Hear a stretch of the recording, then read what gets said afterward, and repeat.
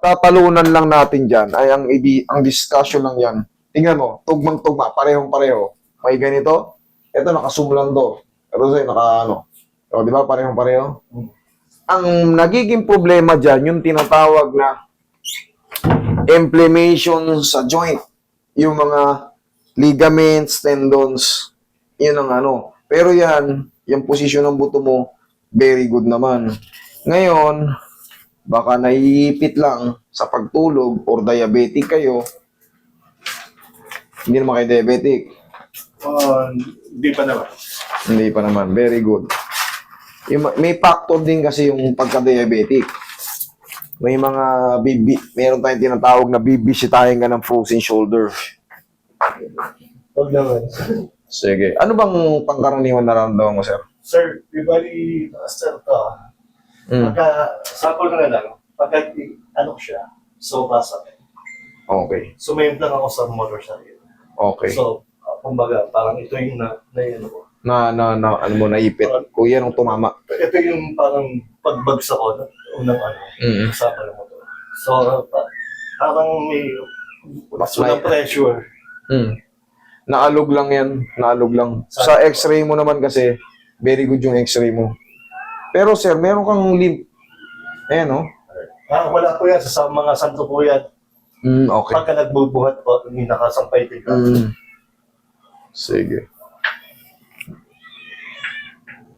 Agoy. Meron siyang pectus. Okay. Yun ang nangyayari kay bossing. Sir, may inflammation ka nga sa loob. Pansinin mo, pag inaangat natin, may pectus. Sige. Na ano yan? Kailan ka ba nasemblang? Last June 5. June 5. May, June, July 5. Isang buwan ng July 5. Ngayon ay 15. Oh. Meron kang isang buwan at 10 araw. Dapat magaling na yan. 3 weeks. Kung lamog lang eh. Baka may mga soft tissue na ano. Kaya nga po, ano kayo, baka lang. Kasi hindi kita sa x-ray. Puro intact eh. Puro intact. Baka may mga soft tissue na yung mga ilang pirasong naputol. Siguro. Pero pag MRI, yan, basa lahat yan. Ay, nga po. Sinasabi sa'yo, MRI. Pag diyan kasi, good eh. Wala, good lahat. Pero subukan natin. Baka na-misalign lang ng konti. Sana po.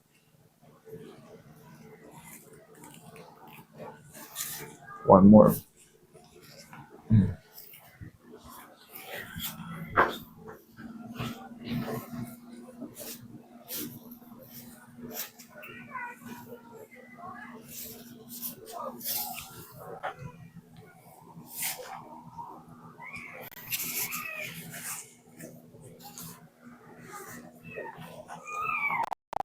Sakit.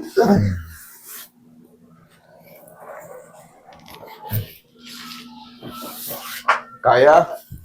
Nawala na kagad. Ayan o, huminto yung sakit. Nung nakaganon, sakit. Sige. Ginanon ko na kagad kasi hindi naman siya frozen.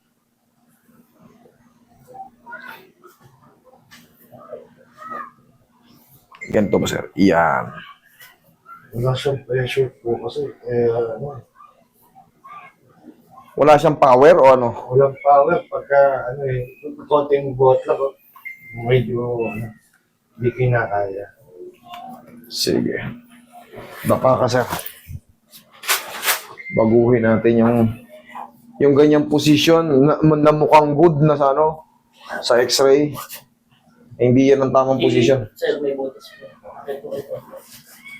Palitan natin ang posisyon.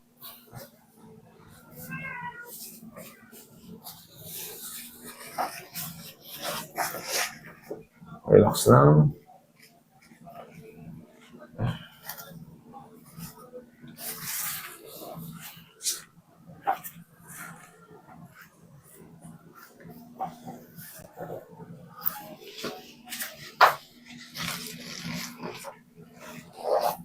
Relax lang.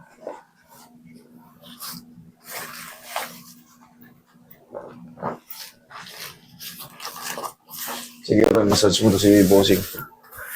I don't know how.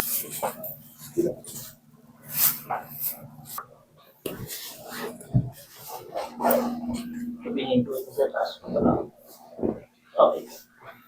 Yan, lagi sa tiyan yung kamay. Relax na. Inhale.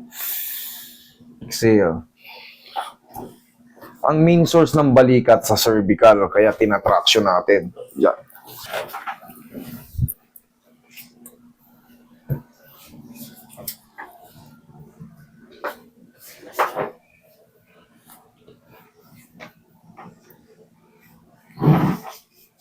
Dito kasi may nakita ko dati na parang pasa. Dito sa side. May clot dito nung nasimplang ka. May pasa dito. Pero yung kapag parang ito sa paligid, nandun. Nandun siya. Uy, tingi pa ng pao. Tingnan natin kung ano mababago niya.